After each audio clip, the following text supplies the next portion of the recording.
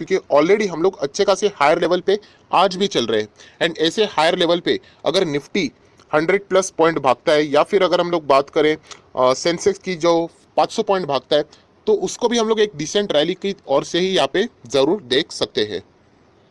सो आप लोग यहाँ पे क्लियर कट देख सकते हैं, निफ्टी में भी 100 मतलब लगभग 150 पॉइंट की जंप है, अच्छी जंप है। ऑलरेडी हम लोग हायर लेवल पे, आप सभी लोगों को पता है, जैसे मैंने अभी अभी बताया, निफ्टी के साथ साथ सेंसेक्स भी देख सकते हो 500+ पॉइंट्स यहाँ पे चल रहे हैं। सो ऑब्वियसली कुछ ना कुछ रीजंस रहते हैं।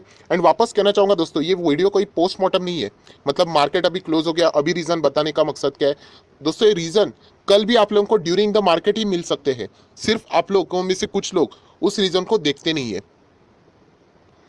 और अगर कुछ लोगों की बात करें तो उन्होंने खुद में इंप्रूवमेंट लाने की कोशिश की है। तो चलिए दोस्तों, कोई बात नहीं, हम लोग यहाँ पे मेन रीजन की बात करेंगे। एंड वही रीजन अगर आप लोग कल के मार्केट में भी अगर ड्यूरिंग द मार्केट चेक करते रहोगे, तो आप लोगों को कुछ ना कुछ सिग्नल्स जरूर मिलते रहेंगे कि बाजार ऊपर जा रहा है या फिर नीचे जा रहा है। सो दोस्तों, सबसे पहले बेसिक रीजन के साथ ही शुरुआत करेंगे, बाद में हम लोग डिटेलिंग के ऊपर फॉलो करेंगे। सबसे पहले आप देख सकते हैं अमेरिकन बाजार 400+ पॉइंट कल भी यहाँ पे तेज था, 150 पॉइंट की जंप थी। सो ये एक इंडिकेशन अच्छा दिया था। उसी के साथ साथ आप सभी लोगों को मैंने ये भी बताया था कि डो जोन्स का जो फ्यूचर है उसको भी आप लोग जरूर ट्रैक करना। तो आज के दिन की बात करें तो 400+ यहाँ पे भी चल रहा है।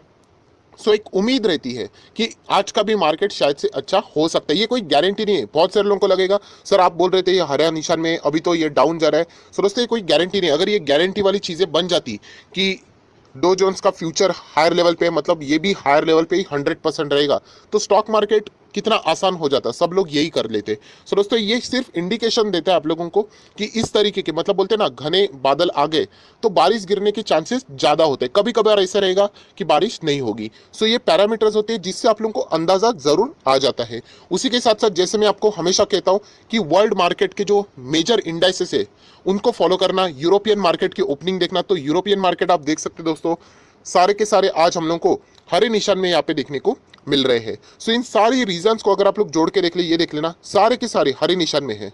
सो ये सारी रीजन अगर आप लोग जोड़ के देख लो तो आप लोगों को एक पॉजिटिविटी मार्केट में, पूरे ग्लोबल मार्केट में देखने को जरूर मिलती है। सो ये एक मेजर कारण हो गया जो कि मैंने आप लोगों को बताया है। सो अभी भी आप लोगों ने क्या करना है, अमेरिकन बाजार का फ्यूचर देख लिया, वो भी पॉजिटिव है। सो अमेरिकन बाजार कैसे चलता है उसके ऊपर नजर रखनी है, ग्लोबल मार्केट के संकेत क्या है उसके ऊपर नजर रखनी है।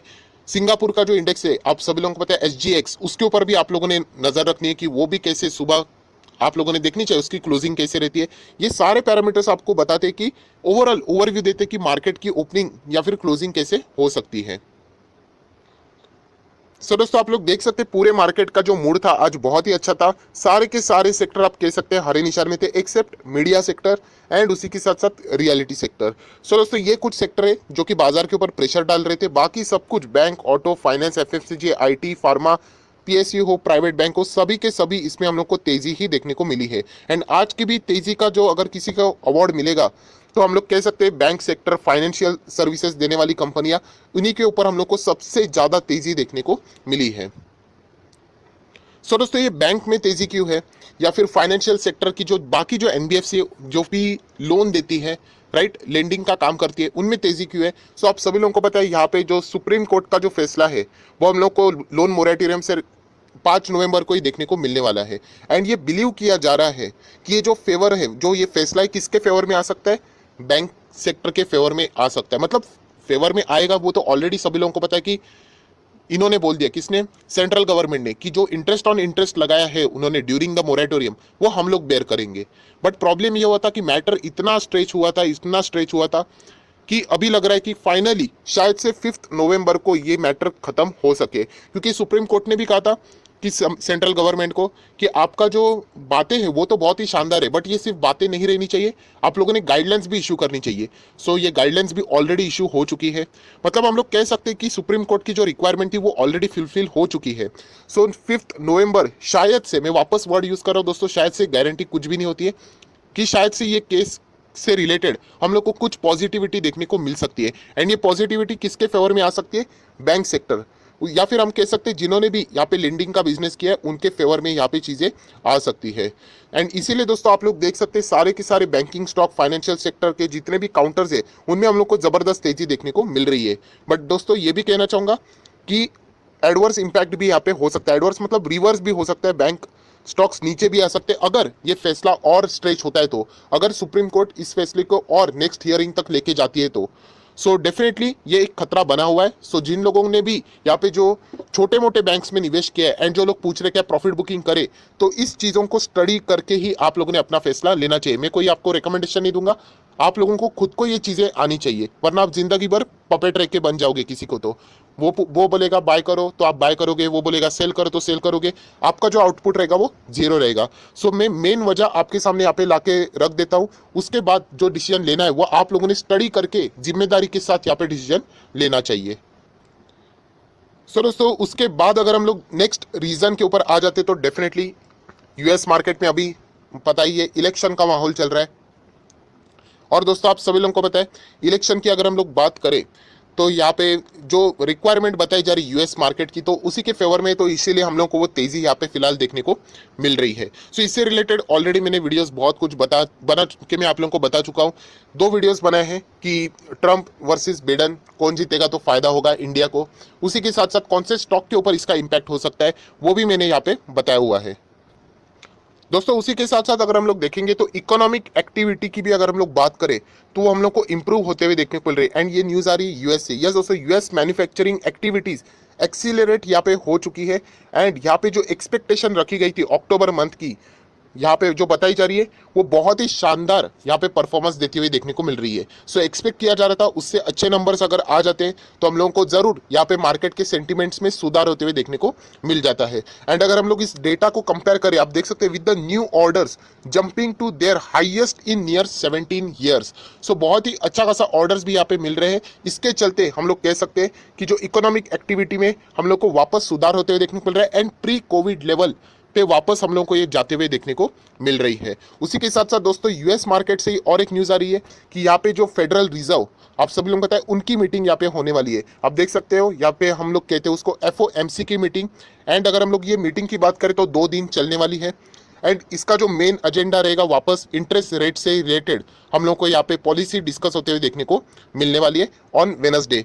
देखा जाए तो अभी इलेक्शन है, मार्केट के सेंटिमेंट्स, पैंडेमिक, सबको अगर हम लोग देख के एक ही पिक्चर को ड्रॉ करें तो शायद से यही लग रहा है कि इंटरेस्ट रेट जो पहले सेम थे अनचेंज किए थे वो वापस अनचेंज ही रहेंगे, क्योंकि लास्ट टाइम भी जो थे अनचेंज ही रखे। सो इस वक्त भी ऐसा ही लग रहा है क्योंकि फेडरल रिजर्व ने खुद बोला था कि हम लोग लॉन्ग टर्म के लिए ये जो रेट्स है इंटरेस्ट रेट है उसमें हम लोग बदलाव नहीं करेंगे। सो शायद से फेडरल रिजर्व जो खुद के यहाँ पे उन्होंने कमिटमेंट यहाँ पे दिए हैं वो शायद से वो फुलफिल करते हुए देखने को मिलेंगे। अगर उन्होंने यहाँ पे गलती से इंटरेस्ट रेट में कुछ भी छेड़छाड़ी की, यहाँ पे इंटरेस्ट रेट अगर उन्होंने कुछ बड़ा बिड़ा दिया तो डेफिनेटली दोस्तों मार्केट में भूचाल भी आ सकता है। सो ये एक बहुत ही इंपॉर्टेंट चीज़ है दोस्तों जो कि हम लोग को वेडनेसडे के दिन भी यहाँ पे ज़रूर देखनी चाहिए।